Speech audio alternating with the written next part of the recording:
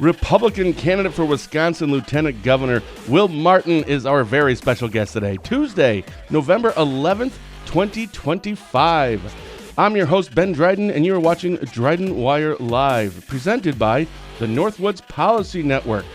Folks, there's something new coming to the Northwoods this fall, and it's called the Northwoods Policy Network. Northwoods Policy Network is the premier Northwoods first policy and advocacy organization. They exist not only to educate and offer real solutions for a stronger future, but to make sure those solutions are heard by decision makers. To watch their full launch video and to stay connected, visit northwoodspolicy.org. Also, before we get started here, we want to take a moment to recognize and thank all of our veterans. Your service, sacrifice, and dedication to protecting our freedoms mean more than words can express. From all of us here at DrydenWire, thank you. With that, we welcome back to the show our very good friend, Republican candidate for Wisconsin Lieutenant Governor Will Martin. Big Will. Good morning, sir. Hey, thanks so much for having me again. And happy Veterans Day to all the 41 million people who have worn the uniform and gone out and defended this country. Amen to that. So you have been on with us, I think this is your third time that you've joined us. 2021 you were on, and then 2022. So we've kind of gone through your whole bio. So we'll probably kind of skip all of that again. People can go to our YouTube channel to find that. Just go to YouTube, search Will Martin on DrydenWire's YouTube channel, and they can find all of that. And I actually saw you recently. It was at an event in Spooner a couple 3 months ago, and Brian Melton was putting it on, our good friend, and you know Brian very well. He was putting on, asked if I'd go there. I'm like, I don't know. He's like, well, Will's going to be there. I'm like, okay, I'll go. Well, thank you. Yeah. But it was an awesome day. And just to see that many people get together in the summer, it was a perfect day to be out there. It was. And so you were actually in my garage a few years ago, and I had to dig deep into my phone gallery to go and find this photo. Do you remember this? This was 3.5 years ago. I do. I was in better shape then, and your kids and your wife, Jerusha, just awesome to spend some time with them, and then hang out in the garage with you and the guys. So yeah, and Jerusha sends her love. She knew you were going to be on this morning. Yeah, and actually that garage, when we were sitting there, it was like Brian Melton and John Reichheimer and you and myself. That actually kind of started this whole thing. Like I was doing a whole bunch of like garage talk things, and it's not like official. We don't record anything. It's not like a podcast, but that's become a thing because man, you sit down with someone in the garage for a couple hours, you really get to know someone.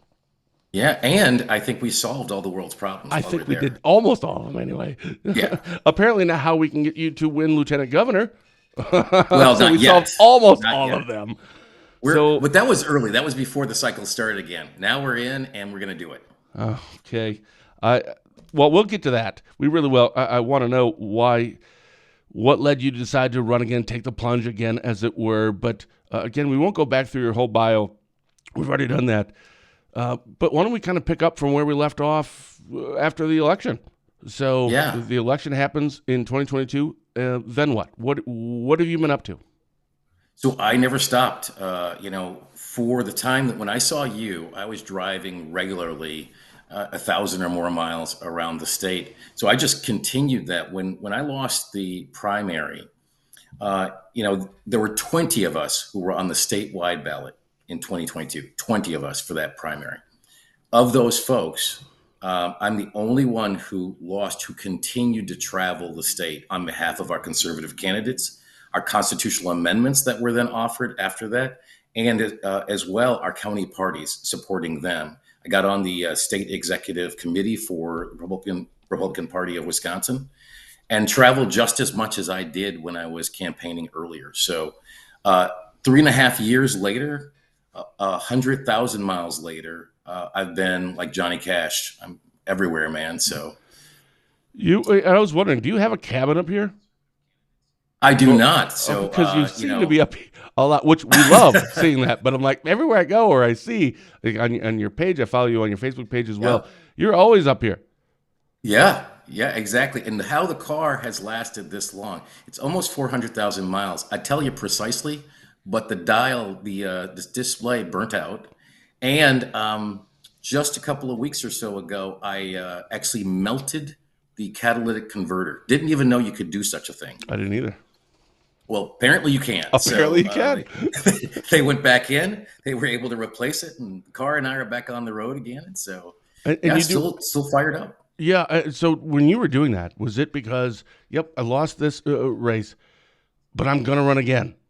Is that No, why you know it's what? like that's it? Like No. the day after the campaign was over or the election was over, it's today starts Will Martin, Lieutenant Governor 2026. Did you know that at the time when you've been traveling this whole No. time? No, so actually, what it was, I felt like, hey, if you step up and say, I want to actually represent the people of our party and the people of Wisconsin, then that shouldn't change just because you lost the election. And that was, I think, the difference for me is I kept going because if I didn't make it, I still wanted the party to make it. I still wanted the people of Wisconsin to succeed. So I got out and campaigned on behalf of our Supreme Court candidates. I got up and supported the ticket, Michaels and Roth, as well as all the folks up and down.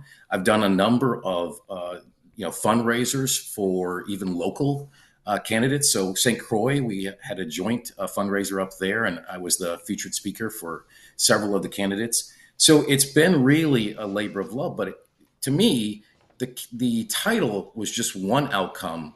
The other part of it was the service. And so my ability to serve didn't change just because I lost the election. It just meant the service was going to be a little different. So I just kept going out and fighting to make sure that we did what we could do for the conservative cause. And those constitutional amendments, I'm proud that I helped spearhead getting, citizens only voting as a constitutional amendment in Wisconsin. So now only citizens can vote in Wisconsin.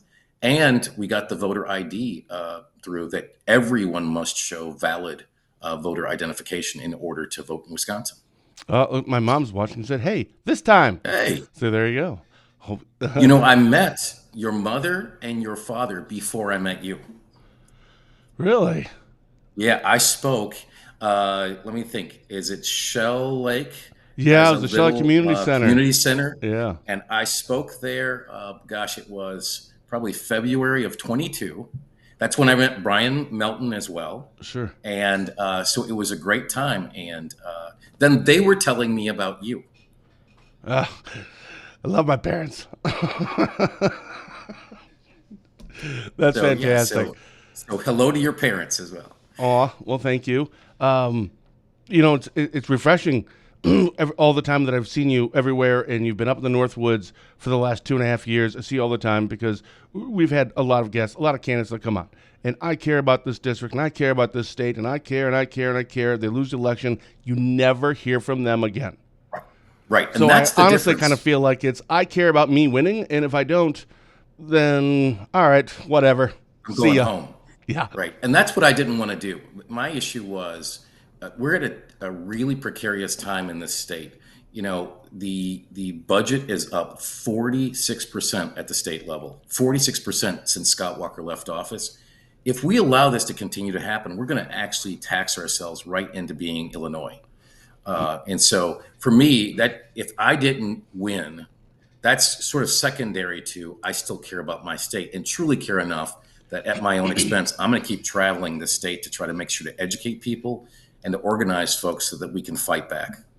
Someone asked me the other day, I can't remember if it was on a show or maybe it was just a phone call, like what do I think is the biggest issue facing Wisconsin? And I said, I mean, wasn't even close. I mean, there's a lot of big issues, but everything always comes down to money. So I shouldn't say everything. Most things, it comes down to money. I said, I'm concerned about that. Are you? Because after that last budget, that put us into a structural deficit, and people aren't paying attention to this. We're going to lose. I think we have an imbalance of like $727 million in this biennium, and then it's like 1.4 billion, and that's if everything stays the same, right? So all that money, like we have $4.3 billion. Well, first of all, you just can't use 4.3. Anyway, that's a whole different thing. Yeah. But this next election is going to be huge. Because I'm a very big fiscal, they call it fiscal conservatism. I don't know why. It should just be fiscal responsibility. Right. We have to start looking at that money. Are you concerned when you saw this last budget, and now what it's projecting out to be.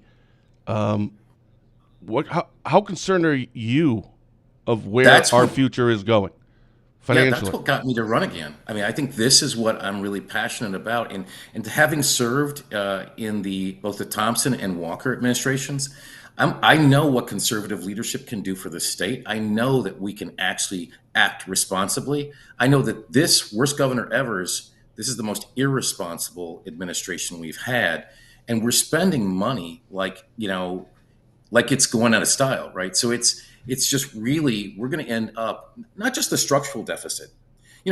That's a nice term for once we go broke, But, you're right, not we're going going to to ever blow be able through to all of our tax the way. savings as well. Exactly right. And let me ask you, because You're never you were on Walker's administration, right? correct. What was your role there?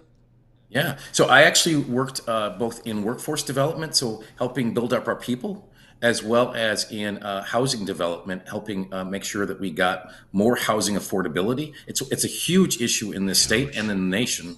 The average age of a person buying a home now is 40 years old. 40 years old. We've doubled the age that the average person is, nearly doubled the age of the average new buyer in this country Mhm. because it's become so expensive. On a house that's 300,000, a third of that is regulation. So there's really two reasons that I'm running. One is the fact of the matter we're going to actually tax ourselves into a structural, not just a deficit, but a structural deficit. In other words, Yeah. we're going to spiral after this if we continue to keep overtaxing our folks, right? Because people will get up and leave. The second thing that I'm looking at is overregulation, because our businesses can't thrive, they can't innovate if they're spending all their time on administrative issues for the government as opposed to really pushing the boundaries to get their business up and going and expanding. So make me look smart. When I was talking to this person regarding this deficit that we're going to be facing and the money that we Yeah. do have, I said, but if you actually play this forward, if we don't get this corrected, we're going to blow through everything that we have, and we're going to be in a structural deficit. I mean, even further. And now we're going to be talking about. I mean, you could really pick any number: 1.5 to $3 billion potentially in 6 years. Uh, and what that leads to eventually is, wait for it, an Act 10. Now, that part maybe I'm not accurate on, but that was what I was kind of looking at this, where it's you don't take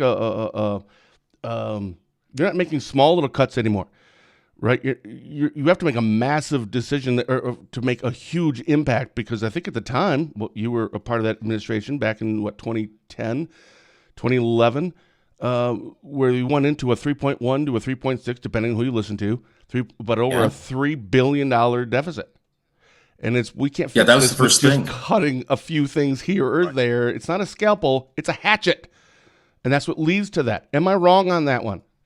No, I think so. So I will just tell you that this is what happens when you start to accelerate, through this spending, right? So it's the burn rate. We're actually burning up so much cash on a monthly basis to run state government.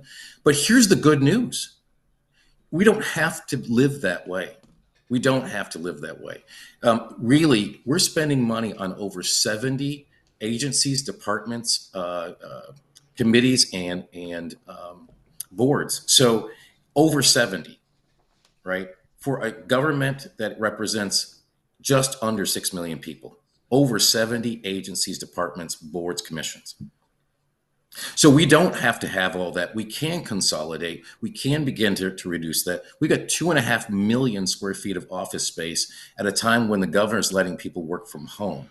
We Wait a could minute. put Wait a that minute. back Wait. on. That's right. When you were on our show back 2022, 21 and 2022, you had mentioned that, and I never heard Yeah. that before. You were advocating for, like, folks, we need Mhm. to look around. Like, we're having buildings that we're not even using, but we're paying a lot of taxpayer dollars on. Now, Maintenance, give us an utilities, update. Has insurance. that been addressed? Has that been taken care of, or No.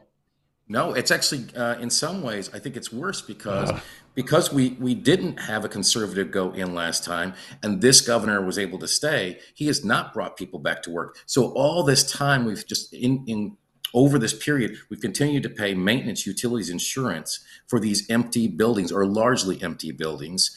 We've not consolidated. There was an audit, so I ran on this issue before, trying to, and this was just one more example of having experience in the administrations. You see things you're just not going to know if you run for office and have never been there before. So this is one of the things that I brought up. And people may not understand the ins and outs of the state budget, but they understand an empty building that they're paying for that they shouldn't have to. Putting those back on the tax roll would allow us to eliminate the maintenance, utilities, insurance on that empty building. It would get some of our capital back, so we could actually pay down. We're talking about the state budget, just the operations budget. We've got a capital budget that is an entirely different set of expenses on capital projects. So we could actually spend down on debt, be able to pay off some of our debts as well, bring down our cost of doing business. We should actually be looking at the fact that we've got overlapping agencies. And so there are 5 agencies that do economic development. And I've said this many times when I've come up to northwestern Wisconsin. How many of these agencies have you seen lately? Answer's never that they've seen anybody, right? So why you pay the same taxes as everybody else in the state? How come you don't see the services? And the reason is because they really don't show up in a meaningful way for many communities around the state. By the way, good morning, Renee Hewitt, and former Representative Gabe Magnificio, our very good friend. Absolutely. Good Love morning. her to death. I know she's brilliant. I love her. So you're talking about some of these things, and we'll get into kind of more of what your kind of vision is there. Yeah. But a lieutenant governor, how do you run a campaign as a lieutenant governor? By that I mean, I'm not a lawmaker. Yeah. The governor isn't a lawmaker, but they certainly can give vision and direction, or at the very least, be able to say, "Listen, if you pass this in the legislature and it comes to my office, I'm going to freaking veto it." So at least there's something there. As lieutenant governor, Right. with my ignorance, this is all I pretty much know about a lieutenant governor, is that they need their responsibilities to be there, like the backup starting quarterback, right? I'm there to put me in, coach, if there's a need for it. Otherwise, Yeah. at that point, it's kind of up to the governor to decide what role does the lieutenant governor play. It could be, I don't like you, and you just don't even come to the meetings or sit in the corner. Or it's, I like you, and you're very active, involved, and engaged, and you're almost like by proxy. We'll put you on commissions. But you never really know how that's going to turn out. But as a lieutenant governor or running for lieutenant governor, how do you run a campaign? How do you say, this is what I'm going to do, this is what I'm going to do, and this is what I'm going to do, when it's, well, I can't really do any of that? How do you get that message across? So here's the kinds of things that I'm talking about. And so it doesn't really require, the governor and I to be, side by side every day. But for instance, knowing that I've got experience in both the Thompson and Walker administrations, that's something I bring to the table that can be of use. And by the way, I know both of the candidates for governor who are running and have very good relationships with both of them. In this case, I think they both value the fact that I've been inside and know and can help them actually in that first 45 days after the election, helping them actually look at what we can trim out of that budget so that we can have meaningful, bold conservative budget. That's the first thing. The second thing is we've got long range problems. So things like AI and automation, I'm sure you're hearing about it. Everybody is around the country. We're now starting to see by the tens of thousands jobs that are starting to be eliminated as AI and automation step in. We're in the second highest concentration of manufacturing jobs in the United States. And yet we don't have a strategy for how we're going to make sure that our people prosper in this age of automation. The same kind of opportunity came up when the Rust Belt phenomenon came through, when globalization was coming through. The state of Wisconsin did not have a strategy to make sure that our people were going to be able to prosper in that. And look what happened. A lot of those jobs left the United States, left the state of Wisconsin, and left a lot of our people in the lurch, not knowing what their next opportunity was. And frankly, the state not stepping up to help provide more opportunity. I think that's a great place where the lieutenant governor can look at more long range issues and be able to educate both the administration as well as the legislature on what we can strategically do to make sure our people are going to thrive despite the change in automation. There are these long range questions.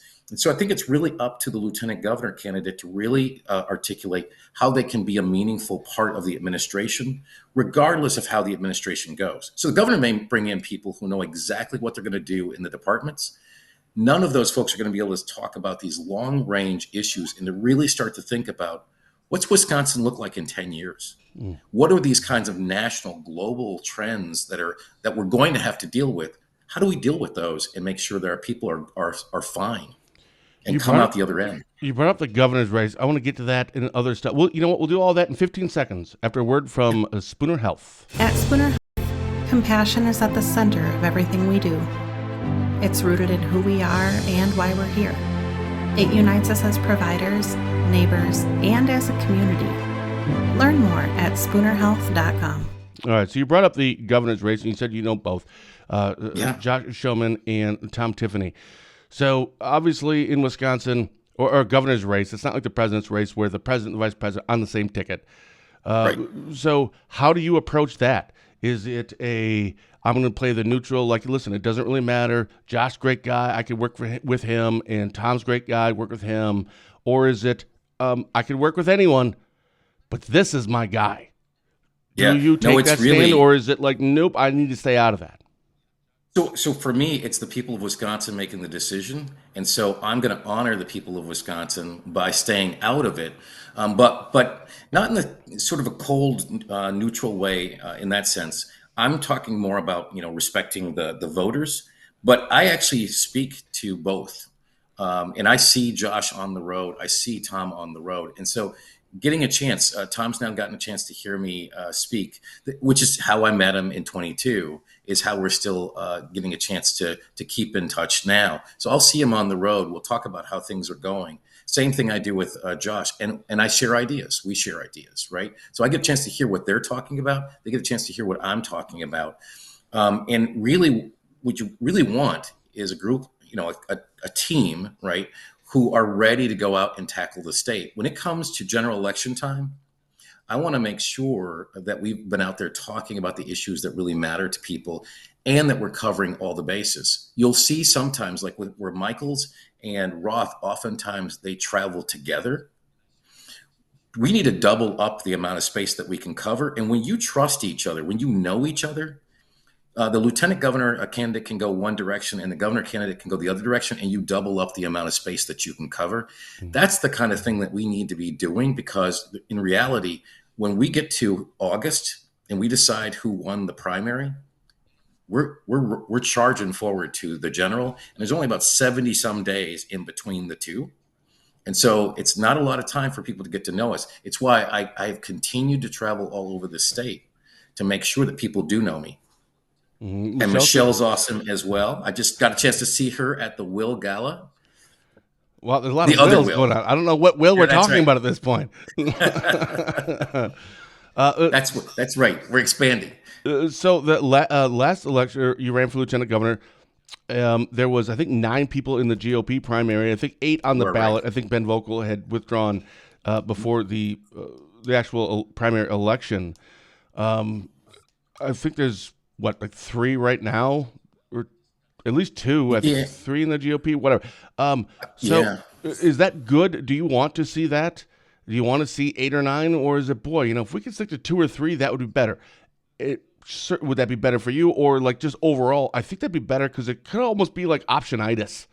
There's just so many options where, Yeah. boy, I'm not discouraging anyone else from getting in, but man, that really makes it kind of confusing. Boy, it'd be great if we could have 3 or 4. So 9, in some cases, now you were great, but there were others like some of our conservative radio talk shows that said, you know what, we're not going to interview any of the 9 because it's just too complicated, too many people involved, and we can't fit 9, so we're doing none. I think that's a disservice to our conservative movement.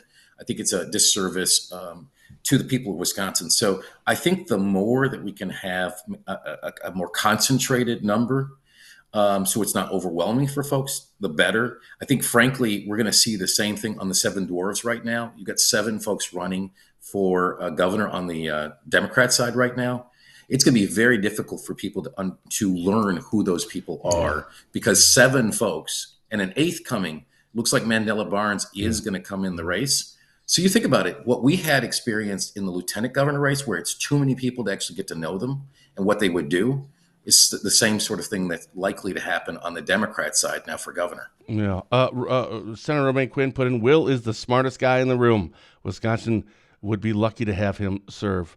You've got my. Now, wait, is that endorsement? Is that an endorsement from Senator Romaine Quinn? Well, this wasn't his Senator Romaine Quinn Facebook page. It was just Romaine Quinn. So you've got my complete support. Well, I don't know. I kind of feel like, I don't know. That sounds really good. It sounds like it is. I'm going to have to go back and ask him that question after this show. Like, no. I don't think you have to. I think you just put out an announcement right now on your website. Senator Romaine Quinn endorses Will Martin for lieutenant governor. That sounds good. Yeah. So what did you learn from the last time? I think it was Roger Roth.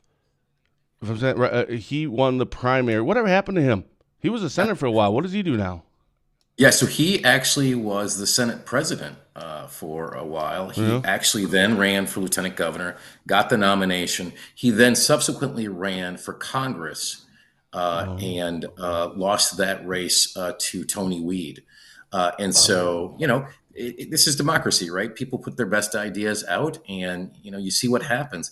But I think, you asked what I learned. What I learned is the people of Wisconsin are loyal to candidates when candidates are loyal to the people of Wisconsin. And what I mean by that is, as I said, I never stopped traveling. I never stopped caring about the issues that are in front of us. I wanted to make sure that we got those constitutional amendments so we could improve election integrity. I wanted to get out there and try to help Dan Kelly and Brad Schimmel. And so the flip happens when I announced we had a fundraiser. Brad Schimmel, our last Supreme Court candidate, actually came to the fundraiser, and unsolicited after I finished speaking, he gave a testimonial of the fact that everywhere he went, I also went out there to help. And that, in fact, he actually sent me out on one occasion. It was a snowstorm, but it was 500 miles in one day. I went from Racine to Stevens Point to Wausau to Price County, to Phillips, to Sealy, to Eau Claire, all in one day. And it was to make sure to get the word out. And so when you show loyalty to the people and to our cause, and you are doing it for the right reason, people repay that. Why do you think you didn't win last time? Well, first of all, I got in really late, and it was a huge field. And there was a huge difference in the fundraising between what a sitting state senator could raise and what somebody who had been in the last two administrations, but largely in the private sector, could raise. So you're sort of running, with all those different factors. And so it's also about the relationships, right, that you build. Having a Senate seat, you already have a built-in set of people that know you and that you've already built in a fundraising base for what you're doing. And so there's a lot of that. Now, having come into this, I will tell you, I had a couple max out for me as I came into this race. That was something that never happened before. So that's $40,000, $20,000 a person. Another couple that's looking at doing the same thing, and a couple of other people. That makes a huge difference on the ability to get the message out, to have the infrastructure, to have a team in place. Those are the kinds of things that I didn't have the first time. I had the ideas, but I didn't have the infrastructure, didn't have the money. As the saying goes, no money, no message, right? And so that's part of the reality of running. And if you don't like that, you probably just shouldn't run. Yeah. So you're looking at this time as obviously you ran last time expecting to win, I'm assuming. This time, though, you're expecting to win again. But what gives you that feeling of, I think this time I'm just going to guess it's going to be likely not 9 people. It very well could end up being that way. But ideally, not as many people are going to be on the ballot in the primary. Ability to be able to have more funds, that's certainly going to be helpful. Are those two things enough, or what else are you looking at? And then the third piece is, again, that 3.5 years and 100,000 miles of getting out and meeting people. So the idea, Ben, that, that I didn't just come on your show in 22 and then leave. I've actually continued to talk to you in between Yeah. then and now, right? So having a relationship, a lot of times people look at politics as transactional. And I think that's when candidates get themselves in trouble, because people don't know who you are really, what you really stand for.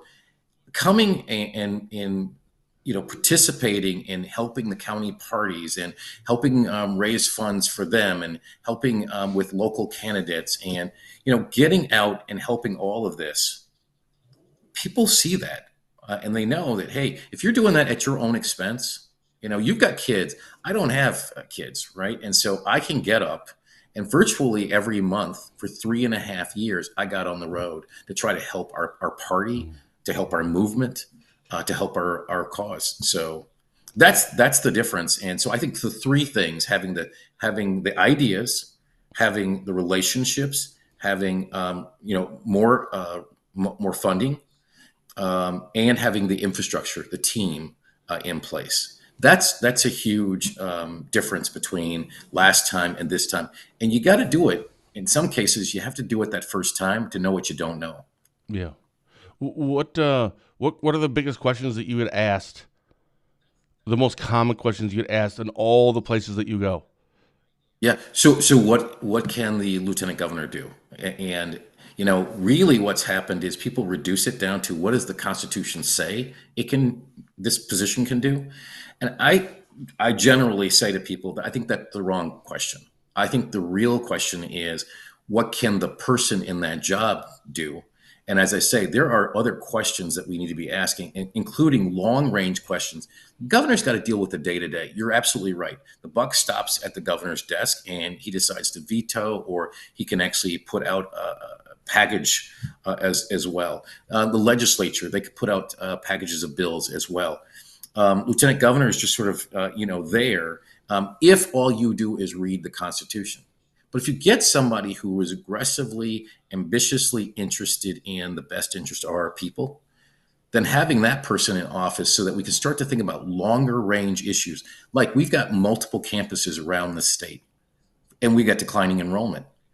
We've seen now multiple, Northland College being an example. We've seen several of these colleges go out of business on the private side. We've not reduced the number of our campuses.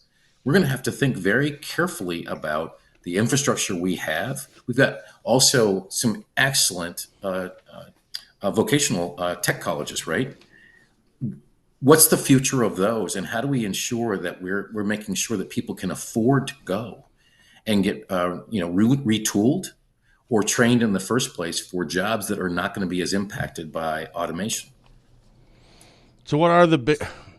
Listen, everything right now is expensive. And It is. everything just seems like the worst. I mean, it's that way every year. It seems to be heightened even more during election year. But seriously, it's always the worst. But what are the biggest issues that you feel Wisconsin is facing right now? You've already touched on some, a whole bunch of issues. But if you had to put your top three, like, okay, if we don't fix these three things, then we're in trouble. Taxation regulation. Have to fix that, because we're going to run businesses out of here. We're already running young people out and young of heart. Our seniors are leaving because the taxes are too high. You got young people leaving thinking their opportunity is somewhere else. That's a huge problem for us, and it's taxation, over-regulation. So that's one. Two, I think we need to really pay attention to what's happening. The area that is most susceptible to automation is manufacturing. Well, that we are the second highest concentration of manufacturing jobs in the United States. If we don't pay attention to that, we've got a lot of people who are at risk. I want to make sure our people are ready for that transition. Third thing is housing, affordability. We've got young and young at heart who, when you're still trying at 40 years of age to buy your first home, that's a real challenge. And so it's meaning that people are having to put off, starting families, or they're having to, and you and I talked about the challenge, even for your own family, thinking about, like, how do I buy a home? Yeah, we're in our late 40s, and we want to buy a home. And but then everything after COVID, and then all the prices went up, and we're like, oh boy, like, yeah, that's not a good time right now. We've not built enough housing. Okay, so part of that is we're not built enough. Part of it is the zoning that municipalities have. Oh, Part thank of you. that is the infrastructure costs, right? And so here's another place where I see my experience and being able to bring to the ticket is I've worked on housing affordability before. I traveled from Superior to Hurley, 110 miles, right? Up and down talking to municipalities. And here's the challenge they had. They all said we need housing, but they were all too small for a southern contractor to come up and bring a crew, right? Mhm. If you bought only for that, it would be an expensive project. Yeah. So what I was able to do was bring those municipalities together and talk to them about a regional development, right? Actually putting together all these small projects that maybe Ashland needed and Bayfield needed and Hurley needed and Superior. And if you added that all together, you end up with a Madison-sized project, a Milwaukee-sized project. Now you can buy at scale. Now you can bring a team at scale. Now you can put that all together, and now they can give you a better, much more competitive bid. And none of that, by the way, is costing the state of Wisconsin and the people of Wisconsin a dime. That's just knowing how to use the experience I've had in bringing people together. These are the kinds of things that a lieutenant governor can do without having to have some huge budget. Just bringing people together and the right people at the right time. If you could elaborate further on, you had brought up zoning, and I'm mostly I'm not against zoning, but like 80% of most of these zoning things should probably just go away. And then also permits. How does zoning connect that for people? How does zoning ordinances and where we are with our permitting right now in terms of the delay that we see? How are those two things impacting housing? Yeah. So for instance, here's part of what's going on is when you've got zoning that too many communities have decided, hey, here's the lot size. You can't build on any smaller lot, right? So the idea, back in the old days when the houses were much closer together, a lot of municipalities have moved to, hey, we want lots of space in between. We want to have a much larger lot size. That means you're going to end up with fewer homes. That's the first issue, right? Just math. Second thing, though, is now you've got setbacks. You've got all these other things that they put into the codes, into the zoning, so that, it again makes it more expensive because now the developer's got to make sure that they're meeting all of that as well, right? Now there's infrastructure to put in on top of that. So all of these things are starting to add up, but the zoning is really telling you literally is telling you what you can and cannot do with the parcel you bought. So the more that they make it, so think about if you wanted to move into a tiny home. Let's say you bought a parcel and you just wanted to build a tiny home. You don't want all that stuff, and you're going to go minimalist. Hey, guess what? You can't do it in a number of municipalities because of the zoning, right? Let's say that you wanted to put like a mother-in-law suite behind your home. Nope, you can't do that because the zoning won't allow you another structure, potentially, depending on where you are in the state. It's these kinds of things that are causing folks where we can't have more creative solutions. So part of it is sitting down with the municipality to say, hey, do you really want to grow?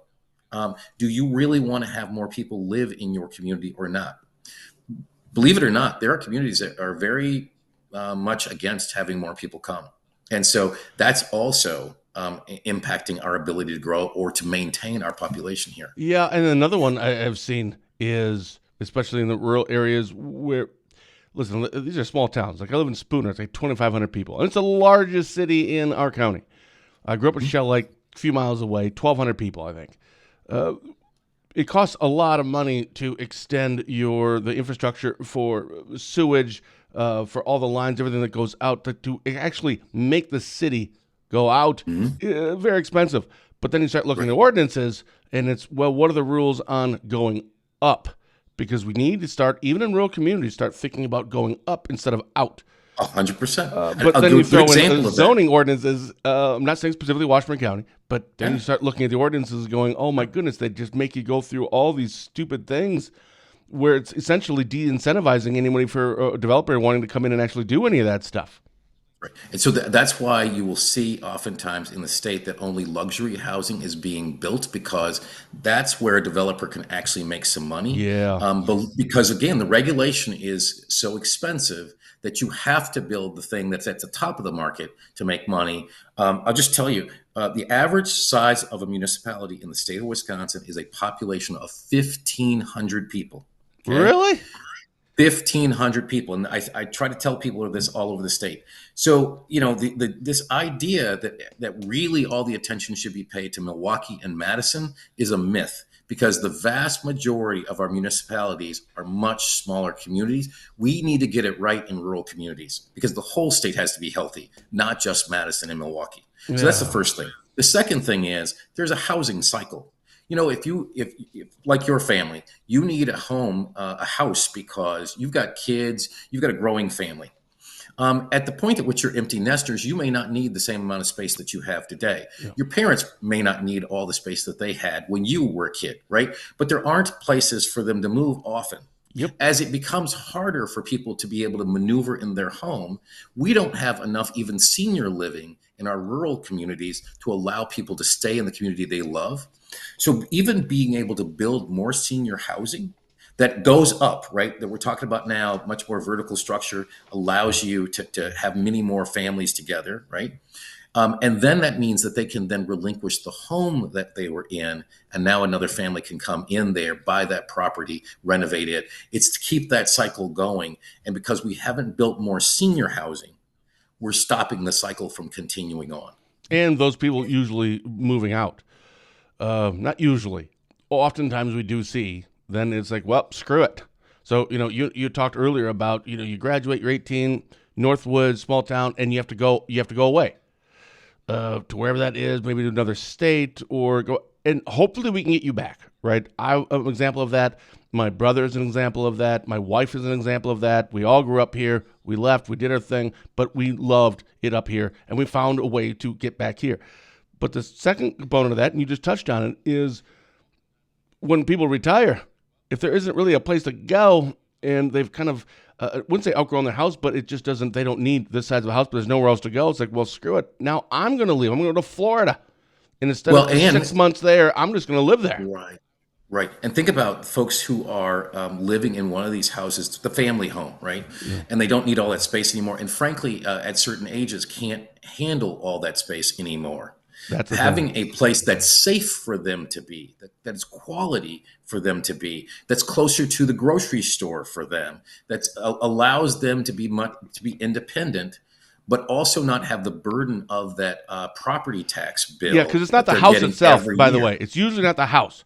It's the property around it. Like, we can't take care of all of the garden and the lawn mowing and the snow removal.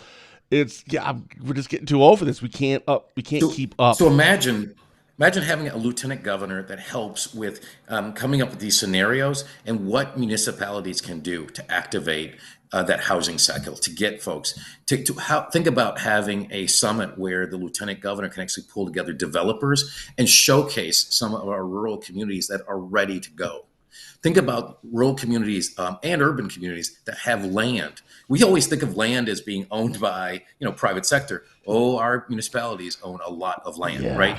So how much of that land has infrastructure already where we could build on it? Don't have to put all the infrastructure in again. Build on it and be able to put up multi-story so that we could have seniors, again, have that quality, safe housing. Maybe in the downtown, maybe close to the grocery store, so that they don't have to struggle to drive and do all those other things. Yeah. So the problem, Will, and I've told you this the last 2 times you're on, is you're using logic, and that doesn't usually go very well. Rational, logical, reasonable thinking. Nah. Yeah, but this time we're putting it together with being able to do better fundraising, having the infrastructure, and having the relationships. So the ideas are important, but if you don't have all the other pieces, you're not going to be able to run the distance. This time we are equipped to run the whole way. Well, you were my guy last time, and you are this time. I've said that I've never, like you and Romaine Quinn. Wait, that sounds like an endorsement. 100%. Yes, absolutely. It's not DrydenWire can't endorse anybody. I should say can't. It's just, why would we? That's stupid. There's no upside to that at all. But no, I'm a total fanboy of yours. I always have been. Michelle, it says, taxation, regular cuts, manufacturing job. Yep. Housing for, yep. Yes. Adding lower energy costs. Holy cow. We don't talk about that enough. Well. Yep.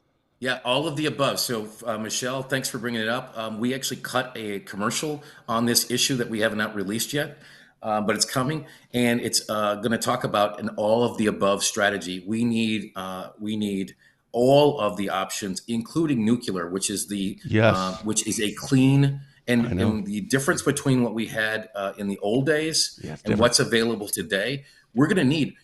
By the way, if we do nothing, our energy supply is unreliable today because we're already at the peak. We need to build more capacity, whether or not we get more data centers coming to the state. If they never came, we still need more energy to continue to fuel future growth of this state. And so we need to solve this problem. And part of it is nuclear, but it's using an all of the above strategy as far as I'm Yes. concerned. We need Yeah. everything. You should check out northwoodspolicynetwork.org, by the way. Those guys are great. Yeah, I'll just say because that's exactly what that's all about. Renee says it's hard being in a huge house and property, but I'm not leaving or downsizing. I won't get what nor can I afford for it. I totally understand Yeah. that. I totally get it. Yeah, Well, Will, but this, boy, go ahead. but think about having the options available. So Renee doesn't feel, that Right? that's her only option to stay in her community. I think for folks where they can have options, that's what I'm running on is freedom, opportunity, and prosperity. And I want more opportunity for our young people and our young at heart. I want to make sure we shouldn't have a government that infringes your ability to assemble. It shouldn't infringe your freedom to worship together. But this governor did exactly that. We recalled Scott Walker over Act 10, and yet we didn't recall Evers over the fact that he literally infringed on our constitutional right of assembly, our constitutional right, freedom of worship. These are things that I care deeply about, Why making not? sure that Why do you all of them. think? Why not? You know what? Because I think we've gotten so used to government now. We've gotten so sort of just passive about the fact that people infringe on our freedoms. And yet, the way we started 250 years ago, next year we're going to celebrate the 250th anniversary of American independence. And it started with a fundamental, simple word: no. The people of America saying no to a king, saying no to overtaxation, saying no to overregulation, and actually fighting for that freedom. We've got to get back to actually cherishing all our freedoms and then creating opportunity for our people right here in Wisconsin. And if we do those things right, our people will prosper here. Well, I don't love that you just said that next year is our 250 because I was born in a bicentennial year, 1976, which means I'll be 50, Nick. That doesn't seem right. There we go, man. Hey, but God bless you that you made it 50. So there we go. Yes, exactly. All right. Well, we'll have you back on. Absolutely. I love Awesome. talking to you. It's a pleasure. Super big fan of yours. I Hey, have I no love problem this state. saying that. I love it. I love Hey, you. I love everything you do. God bless you and everything vote that you Will do, man. Martin. VoteWillMartin.com. If you want to learn more, VoteWillMartin.com. Come visit me at the website. All right. Hey, thanks, man. We'll get you on soon. Okay. Special thank you to Republican candidate for Wisconsin Lieutenant Governor Will Martin for taking the time to come on for a chat today. I'll see all of you back here this Thursday, November 13th at 8:30 a.m. when we'll be chatting with Congressman Tom Tiffany, who joins us every second Thursday of the month. So until then, for DrydenWire.com, I'm Ben Dryden saying thank you for watching and have a blessed day.